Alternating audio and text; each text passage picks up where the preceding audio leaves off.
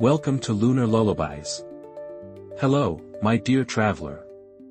I'm so glad you've joined us tonight on Lunar Lullabies. If you haven't yet, please subscribe.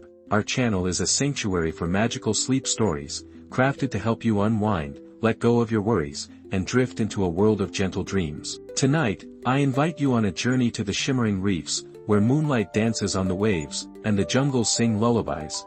Imagine yourself on the shore of a quiet ocean, where the waves whisper softly, and the air smells of salt and flowers that bloom only at night. Above you, the stars sparkle, and the moon casts a silvery glow on the water, as if inviting you on a journey. At the heart of this story is Leah, a young herbalist from a small coastal village, who dreams of finding a legendary herb that glows under moonlight and can heal any wound. Her heart burns with a thirst for adventure, and one day, she sets out to sea in a small boat to find the island spoken of in ancient legends. But the sea can be treacherous.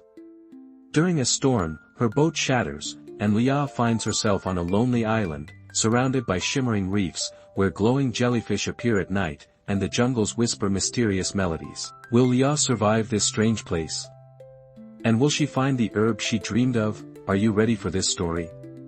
Close your eyes, take a deep breath, feel the salty breeze on your face, and let the journey begin. Chapter 1, The Herbalist's Dream. You stand on the shore of a small village, where the air smells of salty sea and dried herbs hanging under the roof of an old hut. Leah, a young herbalist with long, auburn hair that flows in the wind and green eyes that shimmer like emeralds, works in her tiny workshop. Her fingers, gentle yet skilled, mix mint leaves and chamomile flowers, creating potions that soothe fevers and calm hearts. She's known in the village as the one who can heal any ailment, but her heart longs for more. Leah has heard a legend, told by her grandmother, about an herb that glows under moonlight, growing on a distant island amidst shimmering reefs, with the power to heal even the deepest wounds, physical or emotional. Leah gazes at the sea every night as the moon rises above the horizon, feeling a pull she cannot ignore. Her grandmother warned her, that island is a place of magic, but also of danger. The spirits of the reefs guard it, and not everyone returns. But Leah, driven by her dream to help those her ordinary potions cannot heal, decides to take the risk. She repairs a small boat that once belonged to her grandfather, packs her herbs, a mortar, some rope, and a knife, and sets out to sea one morning as the sun begins to rise. She rows, and the waves gently rock her boat, while seagulls cry overhead, as if seeing her off. Leah looks at the stars still visible in the dawn sky and whispers, "I'll find this herb. I'll bring healing to those who suffer." Her voice trembles with excitement, but her heart burns with hope. She doesn't know that the sea, which seems so calm, hides its secrets, and that her journey will lead her to trials she never imagined. The sea is peaceful, but as the day turns to evening, Leah notices the sky darkening, the wind growing stronger. She grips the oars tighter, feeling her small boat tremble under the rising waves. Her heart beats faster, but she doesn't stop, for her dream is her guiding star, and she believes the stars will lead her to her goal. She doesn't yet know that fate has a different path in store, and the island she seeks is already waiting, whispering her name in the waves. Chapter 2, The Storm and the Wreck. You sail on Leah's small boat, and the sea, once gentle, suddenly changes. Dark clouds, heavy as lead, cover the sky, and the wind, which earlier caressed her face, now howls like an angry beast. Leah holds the oars tightly, but she feels the boat shudder under the crashing waves, growing larger with each passing moment. She looks at the horizon,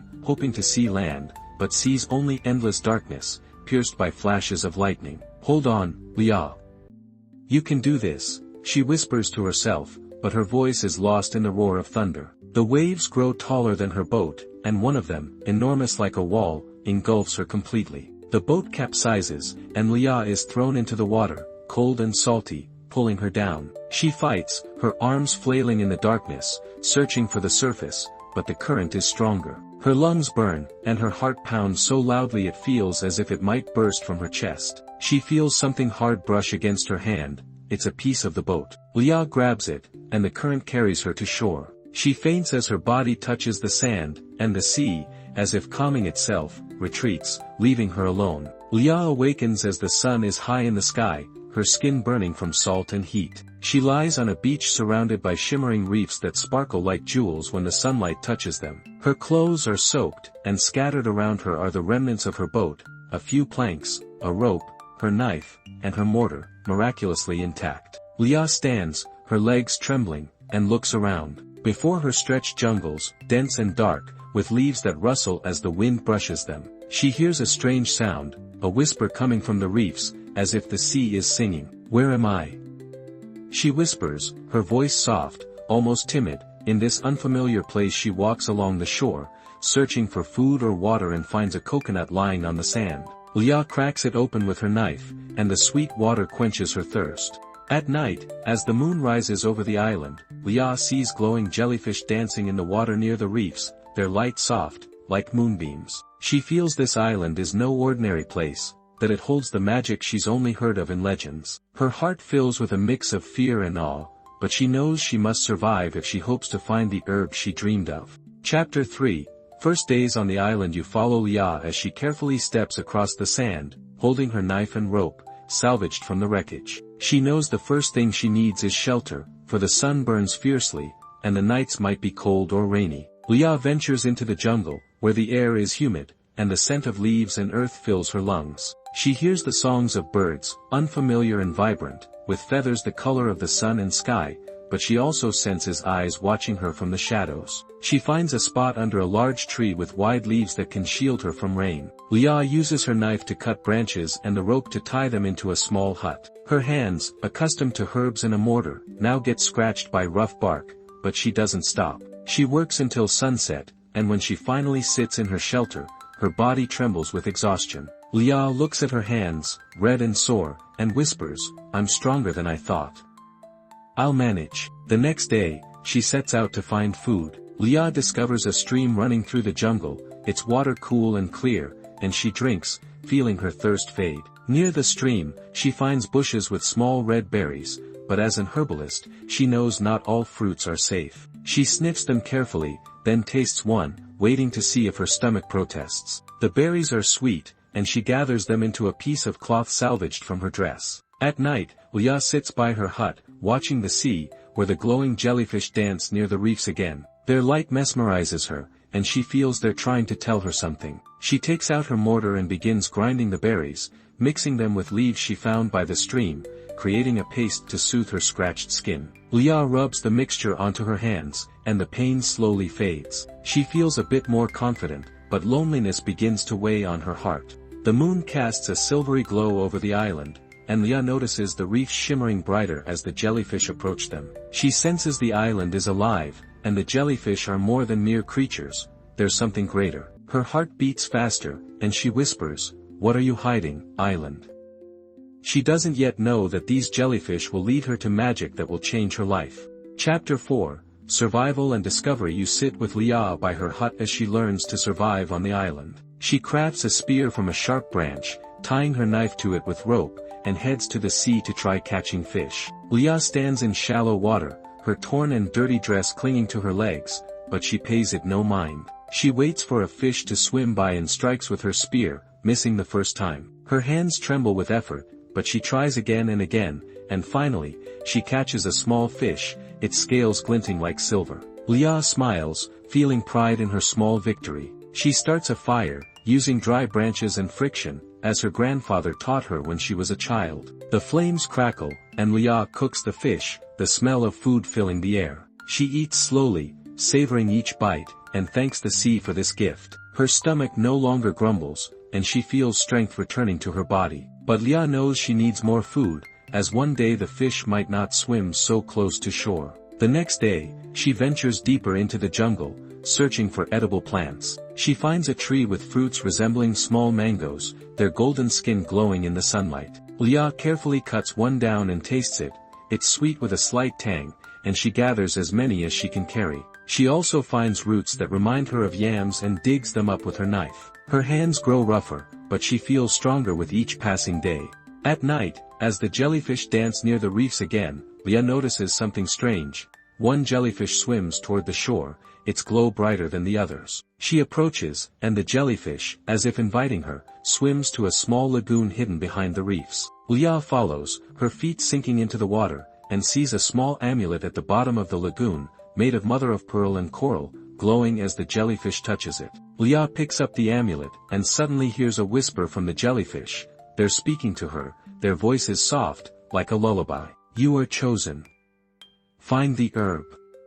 But beware the spirits of the reefs, they whisper. Leah holds the amulet, feeling warmth spread through her fingers, and her heart fills with hope. She doesn't yet know that the amulet will be her guide, but also lead her to danger she couldn't have imagined. Chapter 5. The Magic of the Amulet. You stand with Leah on the shore of the lagoon, holding the mother-of-pearl amulet that glows in the moonlight. The jellyfish dance around her, their light creating patterns on the water, like constellations reflected in the sea. Leah places the amulet around her neck, and the jellyfish's whispers become clearer, as if they're singing a song she can understand. Go to the jungle.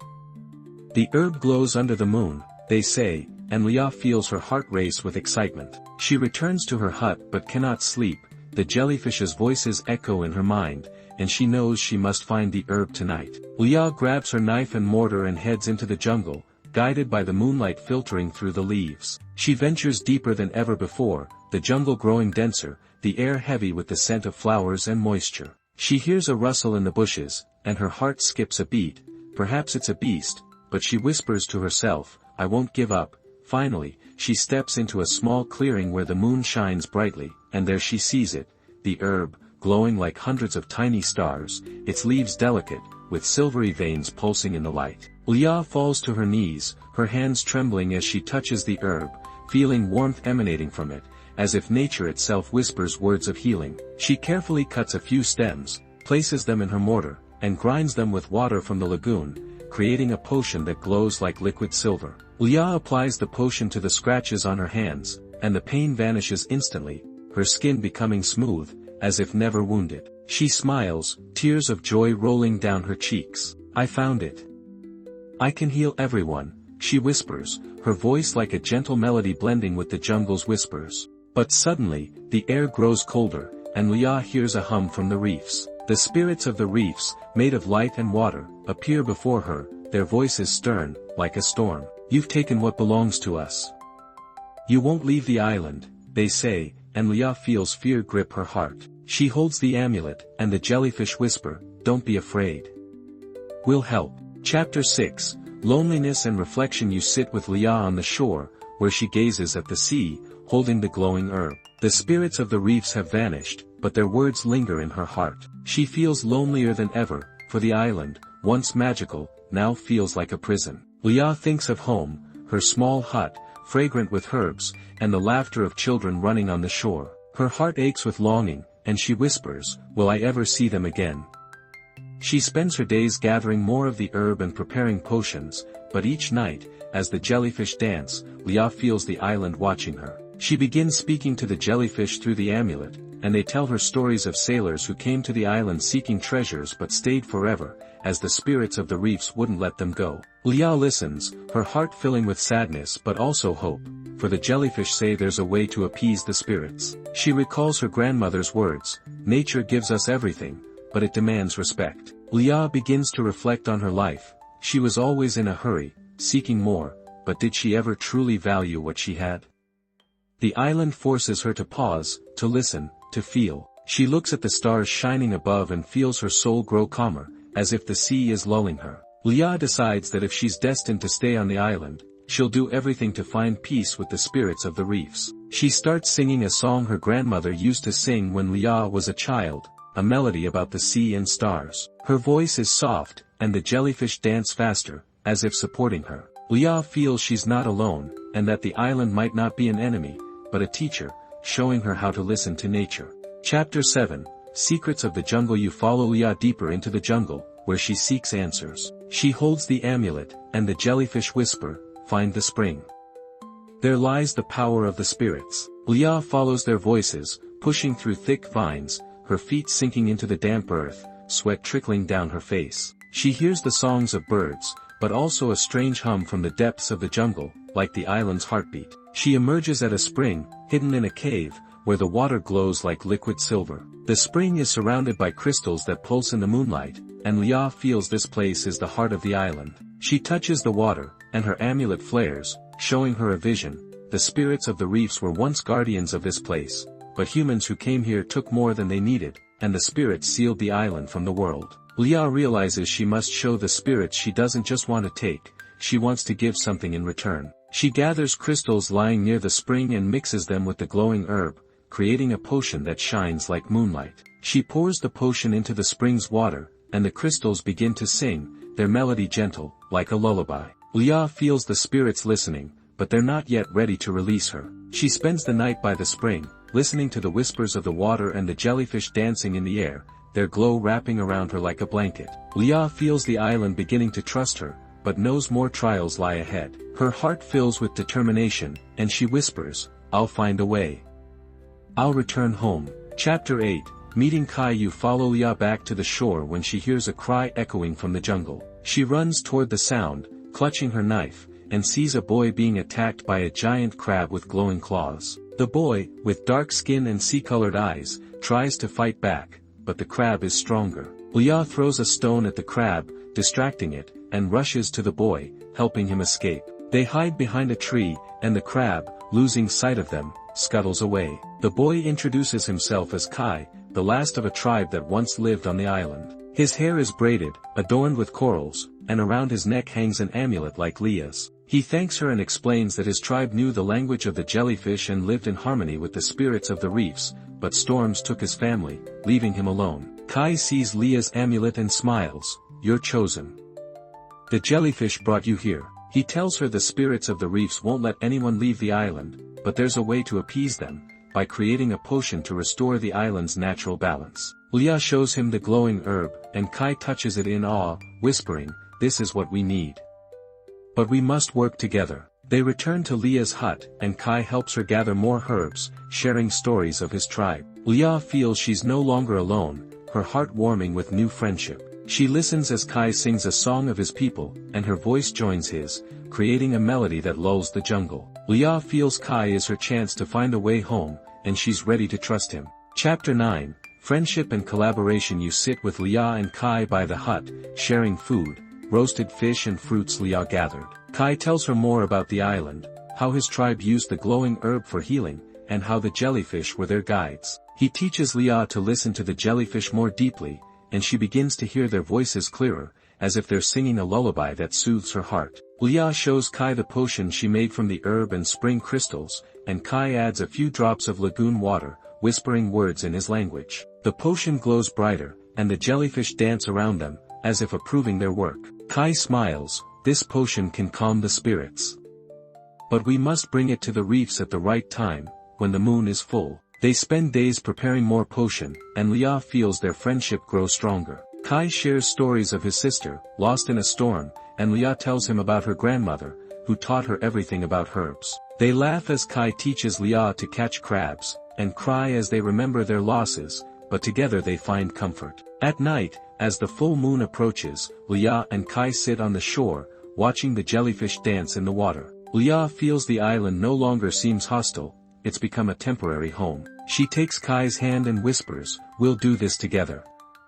We'll get home." Chapter 10. Preparing for the ritual. You stand with Leah and Kai on the shore as the moon becomes full, its glow bathing the island in silvery light. The jellyfish dance faster, their light pulsing like a heartbeat, and Leah feels the time has come. Kai holds the potion they made, his hands trembling with excitement. "Tonight, we'll speak to the spirits," he says, and Leah nods, feeling her amulet grow warmer around her neck. They walk to the lagoon, where the reefs glow brightest, and Kai begins singing a song of his tribe, his voice soft but strong, as if calling to the spirits. Leah joins him, her voice blending with his, and the jellyfish dance around them, forming a ring of light. She feels the island listening, her heart filling with hope. Kai pours the potion into the lagoon's water, and it spreads, glowing like liquid silver, mingling with the jellyfish's light. Suddenly, the air grows colder, and the spirits of the reefs appear again, their silhouettes tall, made of water and shimmering light, like a rainbow. Their voices rumble, "Why do you disturb us?" Leah steps forward, holding her amulet, and says, "We've brought a gift. We seek peace." The spirits are silent, but their light softens, as if they're listening. Kai continues singing, and Leah adds, "We don't want to take more than we need. Let us return home." The jellyfish dance faster, and Leah feels them pleading with the spirits alongside her. She senses the spirits hesitating, not yet ready to release them. Chapter 11. Confronting the spirits, you stand in the lagoon as the spirits of the reef surround Lia and Kai, their light growing brighter, as if in anger. You took the herb. You disrupted the balance, they say, and Lia feels the water in the lagoon begin to hum, as if a storm is brewing. She holds her amulet, and the jellyfish whisper, "Don't be afraid. Show them your heart." Lia recalls her grandmother's words about respecting nature and says, "We've returned the light. We want to live in harmony with you." She places another portion of the potion in the water, and it flares, creating patterns like stars. Kai sings louder, his song like a prayer, and the spirits begin to listen. Suddenly, one spirit, the tallest, with eyes glowing like the moon, steps closer. "You know the pain of loss. You know what it means to care," it says, and Lia nods, remembering her grandmother and all those she couldn't save. She whispers, "I want to heal, not destroy." The spirits fall silent, but their light softens, and the water in the lagoon calms. They take the potion, and the reefs glow brighter than ever, as if the island comes alive. The spirits whisper, "You may go.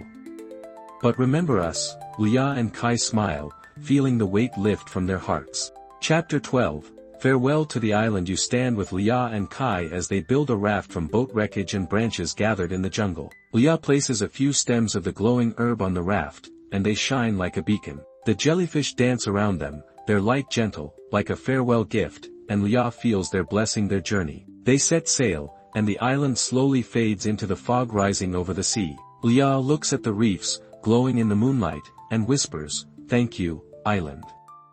You taught me to listen." Kai takes her hand, and they sing the song he taught her, its melody blending with the sound of the waves, lulling you. The sea is calm, and Lia feels the island release her, as if giving its blessing. She looks at the stars shining above and feels her dream has come true, but she's also found something greater, friendship and a deeper connection with nature. Kai smiles at her, and she knows they'll always remember this island that changed them forever. They sail for days, and Lia feels her heart fill with peace. She knows home awaits, and she'll bring not only the herb but also the lessons the island taught her. The jellyfish follow them for a while, their glow lighting the way, and Lia feels they'll always be with her, in her heart. Chapter 13. The return home. You sail with Lia and Kai as they spot a fishing boat on the horizon. The fishermen see them and approach, their faces filled with astonishment. One of them, an old man with a gray beard, recognizes Lia and shouts, "It's the herbalist. We thought you were lost forever." Lia smiles, her eyes brimming with tears of joy, and she hugs Kai, feeling the burden of loneliness finally lift from her shoulders. The fishermen help them reach the village, and as Lia steps onto the shore, she sees her hut, where her mother waits by the door. She runs to her, and they embrace, their tears mingling as her mother whispers, "I knew you'd return." Lia tells her about the island, the glowing herb, and Kai, and the village fills with joyful chatter as people welcome her back.